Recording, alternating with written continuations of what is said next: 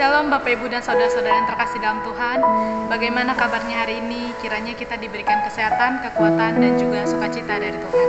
Kita akan memulai ibadah doa keluarga hari ini. Sebelum itu, mari kita bersatu teduh sejenak.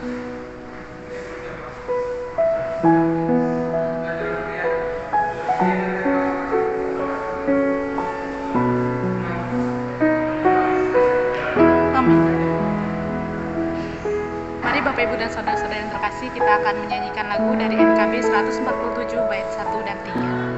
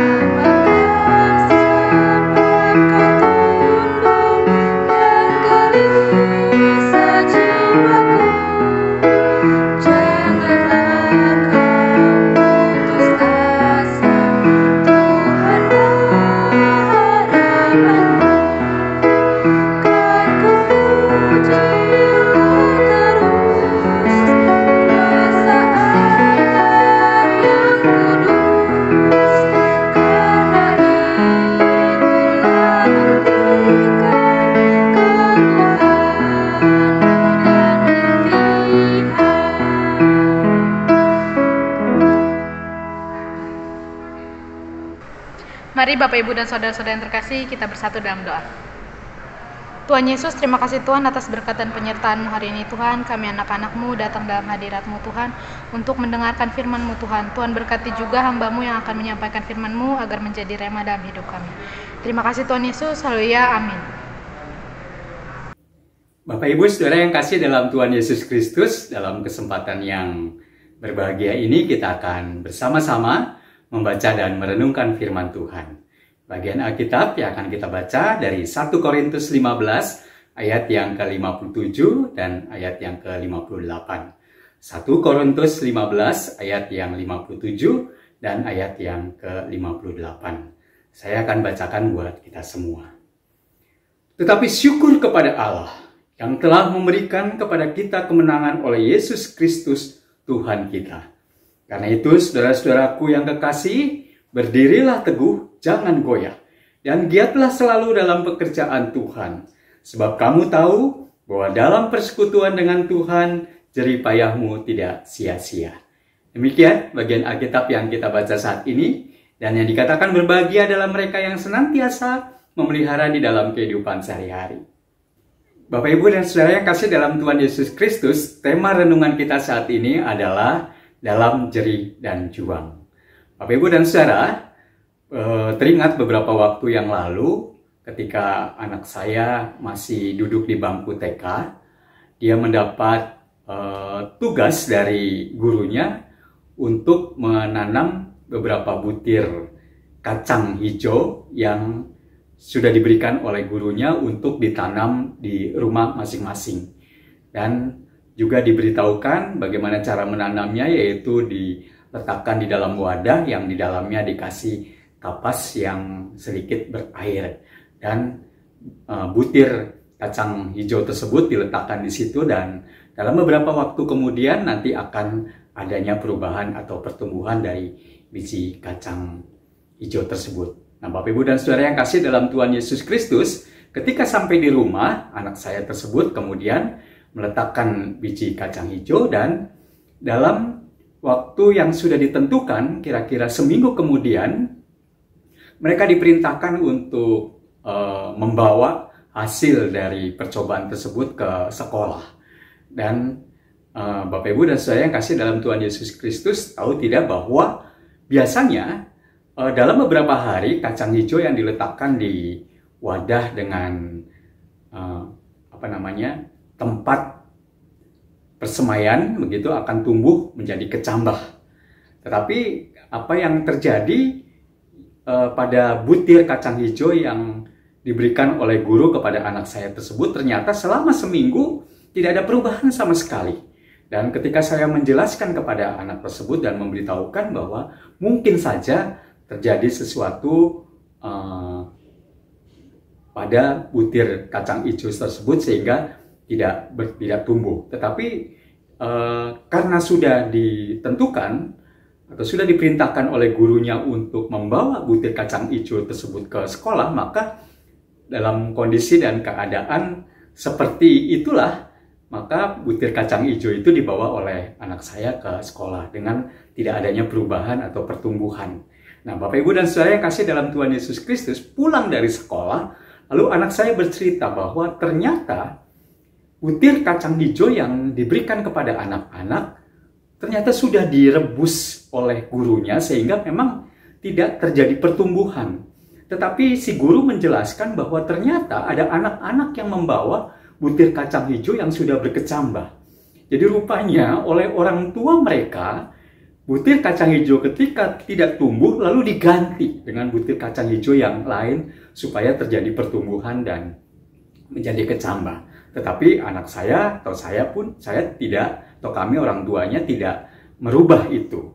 Pokoknya apa yang diperintahkan oleh guru maka dilakukan di rumah sebagai upaya untuk melaksanakan apa yang sudah ditentukan oleh guru. Dan ternyata si guru mengatakan bahwa justru anak-anak yang membawa butir kacang hijau yang tidak ada perubahan, yang masih seperti sedia kala, itulah yang justru melakukan hal yang benar.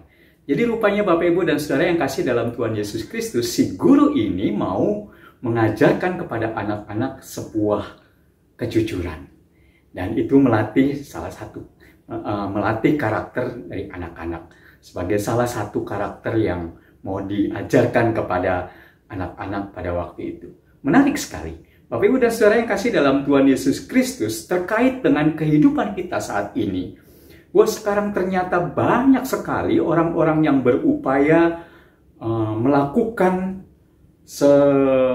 sedemikian rupa upaya untuk mencapai kesuksesan dengan jalan yang pintas, potong kompas, atau ingin meraih apa yang ingin mereka capai dan sebuah kesuksesan tetapi tidak melalui proses, ingin instan. Seperti kita memasak mie instan, maka kita akan cepat mendapatkannya. Nah, rupanya demikian pula dengan kehidupan masyarakat di sekitar kita. Ada begitu banyak orang yang berupaya untuk melakukannya. Karena mereka mengatakan atau mereka berpikir bahwa mereka memiliki fasilitas yang cukup. Mereka memiliki finansial atau sumber daya yang mumpuni, yang mendukung untuk mereka melakukan hal tersebut.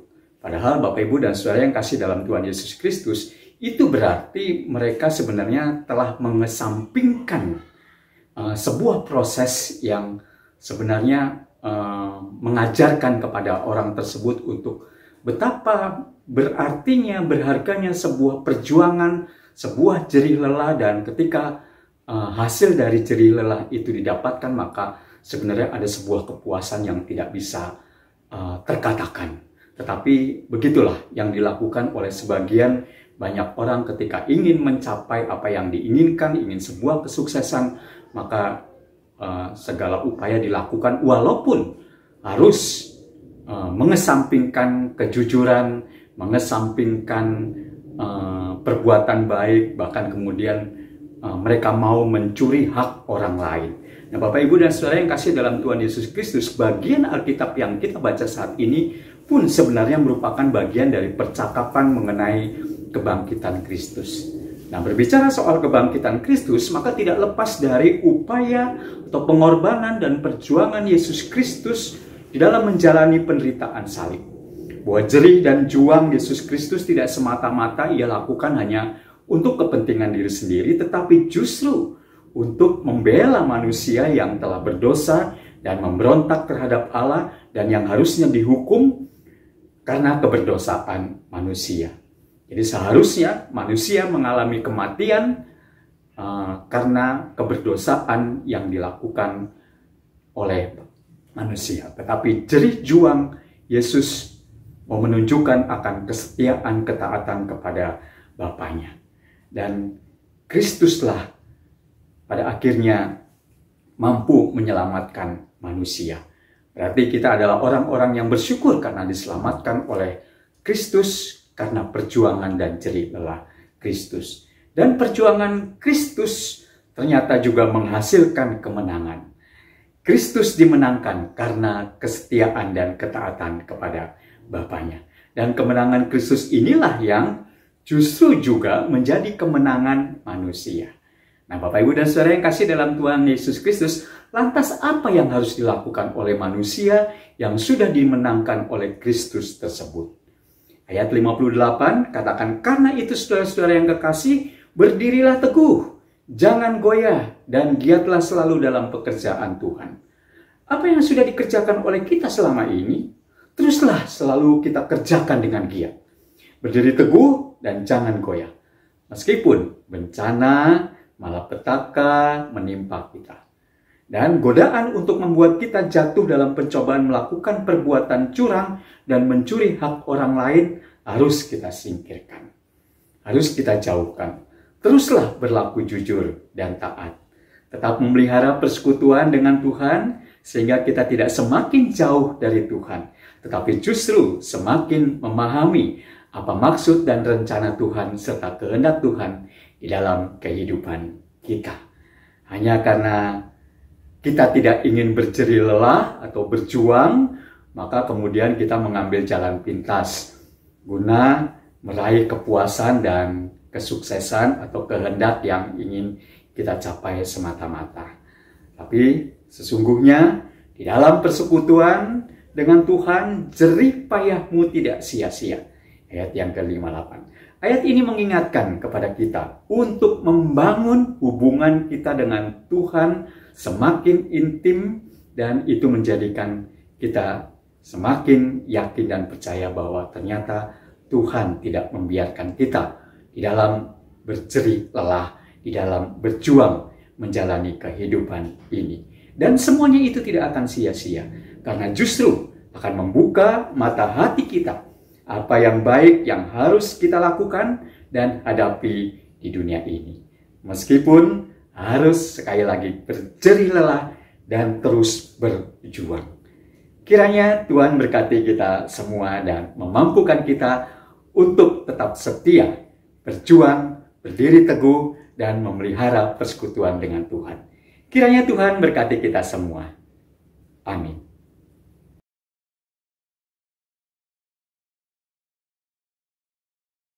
Bapak, Ibu, dan saudara-saudara yang kekasih dalam Kristus, kita akan memasuki doa syafaat. Pokok doa kita hari ini adalah terkait bencana alam yang terjadi di Nusa Tenggara Timur maupun di Malang, Jawa Timur. Juga untuk proses vaksinasi yang sampai saat ini masih terus berjalan, dan juga persiapan untuk anak-anak sekolah yang akan memasuki sekolah di tahun ajaran baru, dan juga untuk pergumulan kita masing-masing setiap hari. Mari kita berdoa. Ya Tuhan kami, Allah kami yang hidup, Allah sumber pertolongan dan kekuatan bagi kami.